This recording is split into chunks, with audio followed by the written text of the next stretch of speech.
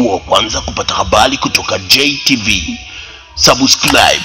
Mimi naomba nimpigie simu hapa mara moja mkuu wa mkoa, na nitataka utulivu, nimueleze changamoto ambazo nyinyi wananchi mmezieleza hapa.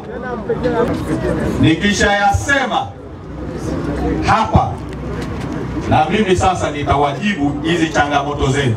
Ni ndogo sana na ni chache. Kwa hiyo naomba utulivu kidogo, naongee na Mheshimiwa RC Comrade Daniel Chongolo kuhusu hiki kinachoendelea katika mji wa Tunduma. Mheshimiwa mkuu wa mkoa. Habari yangu nzuri sana bosi. Mimi niko Tunduma hapa. Nimekuja kukutana na watu wa bajaji ambao kulikuwa na changamoto juzi. Okay. Ndio. Kwa hiyo nimefika hapa, nimewasikiliza.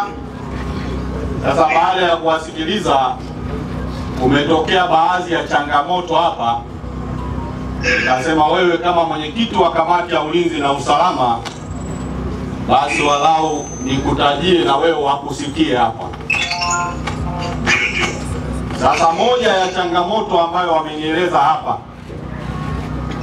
ni kwamba wamehamishwa njia bila kupatiwa sababu yoyote ya msingi.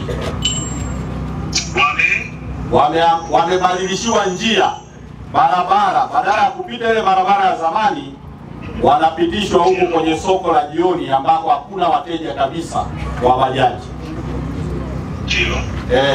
Kwa hiyo wanataka wapate maelezo kwa nini wamehamishwa bila kupatiwa sababu za msingi. Ndio. Kwa hiyo ndio la kwanza. Unaweza kutusaidia hilo la kwanza kabla tujakwenda kwenye la pili? Kwanza ndio tunakusikia, nimekuweka loudspeaker Mheshimiwa mkuu wa mkoa. Ala.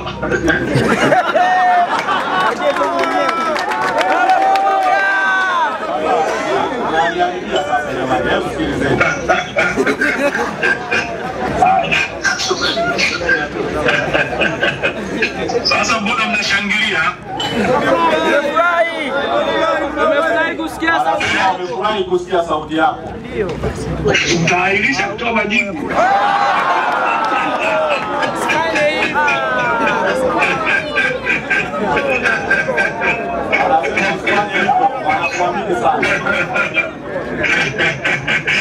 Okay, kwanza niseme tu jambo moja. Nimepata habari kwa sababu ulinipigia simu juzi, ukaonyesha konsani yako kwenye hilo, na sikutegemea kama ungeact haraka kuja mpaka Songwe mpaka Tunduma kwenda kuwasikiliza. Kwa hiyo kwanza nikupongeze sana kwa hilo. Hiyo ndio kazi ya mwakilishi wa wananchi. Hongera sana.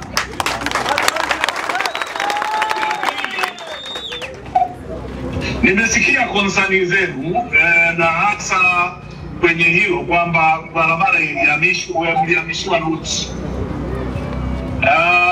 Tumekuwa na mawasiliano na Mheshimiwa mkuu wa wilaya, tumelijadili kwa kina na Mheshimiwa mbunge. Ndio tunakusikia. Kwanza ana majibu kama ilivyokuwa mwanzo. Unasema kwa sasa turudishe ruti kama ilivyokuwa mwanzo.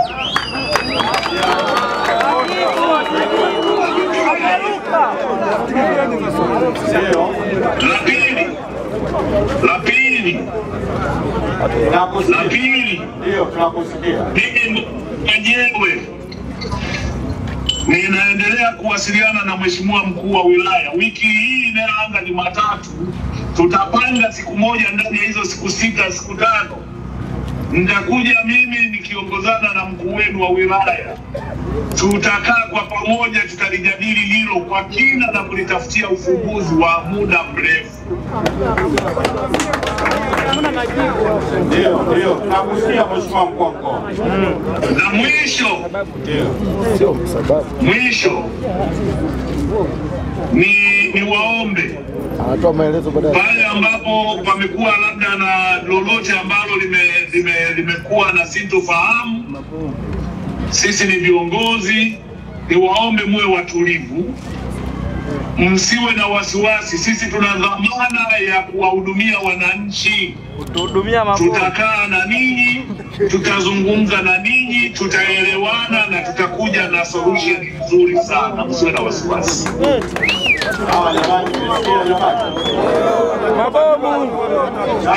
Tena sasa haya nisikilize, kwenye tutapokaa sasa tutazungumza chanzo, tutazungumza na hatima, kwa sababu sasa hata tukijadili chanzo hakitafuti solution. Solution inatafutwa na decision. Sisi ndio wenye dhamana ya kuamua, na mimi nimekwambieni msiwe na wasiwasi. Nimelisikia mbunge wenu amenieleza kwa kina. Sawa Mheshimiwa Mkuu wa Mkoa, mengine zilikuwa ni changamoto ambazo nafikiri mimi mwenyewe nimewaambia hizo tutakuja kufanya kazi pamoja. Moja, checkpoints zimekuwa nyingi sana kutoka Mpemba hadi mpaka ndani ya halmashauri moja, kiasi kwamba vijana wamekuwa wakitoa fedha nyingi sana katika wakiwa kwenye kila checkpoints wanayopitia. Kwa hiyo ni moja. Kuna jambo wanahitaji turekebishe barabara za pembezoni ili ziwe zinapitika wakati pakiwa na jam. Lakini wana hoja nyingine ya msingi, yaani hakuna haja ya kuweka njia mbili za maroli, kwa sababu zenyewe ndio imekuwa moja ya sababu ya foleni. Kwa hiyo roli zikibaki njia moja, hii sehemu inayobaki inatosha wao kupita na shughuli nyingine kuendelea. Kwa hiyo haya nikasema ni mambo ambayo sisi tutakuja tukae na tuyajadili ili tufikie mwafaka wa pamoja, na ninaamini yako ndani ya uwezo wetu na wananchi tutawapatia ufumbuzi kwenye hilo. Nimekusikia Mheshimiwa Mbunge, niamini nimeyachukua, tutayajadili kwa pamoja. Yale ambayo yatakuwa na ufafanuzi na yatahitajika kulazimika kufanyika, tutajadiliana na kutafuta njia bora ya kuyafanya. Yale ambayo kwa kweli yatakuwa yanaonekana ni kikwazo, tutakubaliana kuyaondoa kwa pamoja, wala msiwe na wasiwasi. Haya, jingine la mwisho kabisa, wamekuwa wakitishiwa kwamba wakitoka hapa watakamatwa na kutiwa ndani na faini na kibao. Sasa wewe unasemaje kuhusu hili? Wakitoka wapi? Wakitoka kwenye mkutano wa Mheshimiwa Mbunge. Mimi ndio mkuu wa mkoa, kwa hiyo sasa kama kuna mkubwa kuliko mimi basi akawakamate.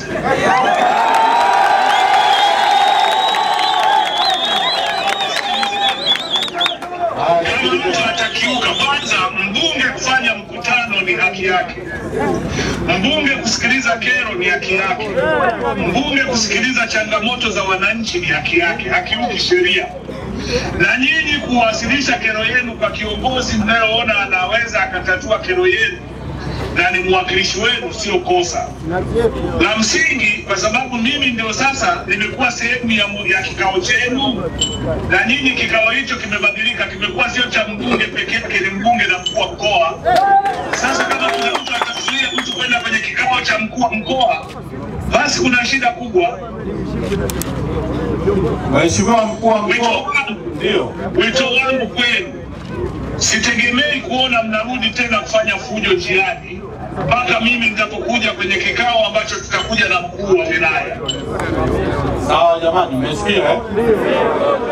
Mheshimiwa mkuu wa mkoa, na wasiwasi hamna hata wasumbua kwa kuja kwenye kikao, lakini msivunje sheria sasa huko barabarani kwa makusudi kwa kigezo kwamba hamtakamatwa. Ndio mkivunja sheria barabarani, polisi watawakamata. Lakini kama kwa sababu ya hichi kikao ni wahakikishie mpo salama. Sawa, tunakushukuru sana. Asante sana. Asante Mheshimiwa mkuu wa mkoa, nakushukuru kwa majibu yako. Ngoja na mimi niwafafanulie hapa kwa kifupi. Asante.